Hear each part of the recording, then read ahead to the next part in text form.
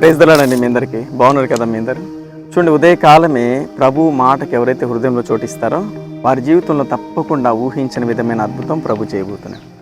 ఒక సంగతి మీకు చెప్తాను. ఒక తల్లట తన కుమారుడు కోసం రేయింబగళ్ళు ప్రార్థన చేస్తాం. పగలంతా కష్టపడుతుంది, నేటంతా కుమారుడు కోసం ప్రార్థన చేస్తాం. ప్రార్థన చేస్తూ ఉన్నప్పుడు ప్రభు ఆమెతో మాట్లాడాడంట. నువ్వెందుకు ఇంతగా విలపిస్తున్నావు? నీ కుమారుడే కదా, నీ కుమారుడిని తప్పకుండా నేను సేవకు పిలుస్తాను అని చెప్తే చాలా సంతోషించింది.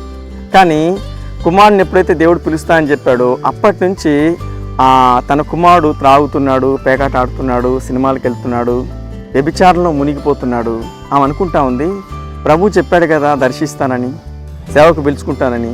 ఆ మాట చెప్పినప్పటి నుంచి దేవుని మాటకు విరోధంగా నా కుమారుడు ప్రవర్తిస్తున్నాడని చాలా ఏడ్చేదంట. ఒకసారి ఒక చోట దొంగతనం చేసి పరిగెత్తామంటే పోలీసులు పట్టుకెళ్ళి జైలు వేస్తారు.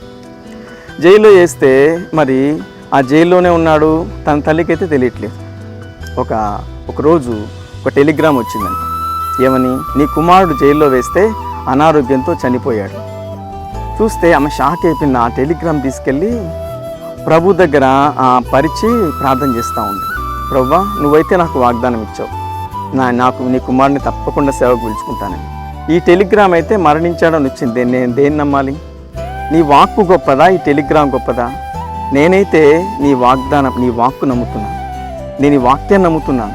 తప్పకుండా నా కుమారుడిని బ్రతికించే దేవుడు, తప్పకుండా నీ మాటను నువ్వు నెరవేర్చే దేవుడు అని కన్నీటితో రేయంతా అసలు నిద్రపోకుండానే నైట్ అంతా ప్రేయర్ చేసినాను.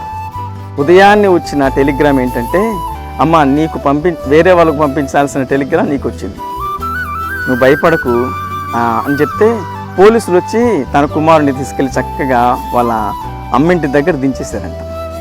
నీ కుమారుడి మీద ఉన్న కేసు నైటే కొట్టేశారు. నీ కుమారుడికి విడుదల వచ్చింది. అక్కడ జరిగిన అద్భుతం ఏంటంటే, పోలీస్ స్టేషన్లోకి వెళ్ళేటప్పుడు ఆ అబ్బాయి కత్తి మందు బాటిల్తో వెళ్ళాడంట. కానీ ఇంటికి వచ్చేటప్పుడు చేతిలో బైబిల్ ఉందంట. అద్భుతంగా ఇప్పటికీ అతడు ఒక గొప్ప సేవ చేస్తూ ఉన్నాడు. దేవుని మాట ఎప్పటికీ నిరర్థకం కానే కాదు. నీ పిల్లలు దీవిస్తా అని చెప్పాడా? తప్పకుండా దీవిస్తాడు. నీ పిల్లలను ఉన్నతమైన స్థలం మీద కూర్చుండబెడతానని చెప్పాడా? తప్పకుండా జరుగుతుంది. దానికి వ్యతిరేకంగా ఏం జరిగినా కూడా అవన్నీ తారుమారు చేసి ఆశీర్వాదాన్ని నీకు ఇచ్చే దేవుడే ప్రభువైన యేసుక్రీస్తు. నమ్ము, నీ జీవితంలో కూడా ప్రభు అద్భుతం చేయబోతున్నాడు. అటువంటి కృప మీ అందరికీ ప్రభు దయచేయును గాక. ఆమేన్.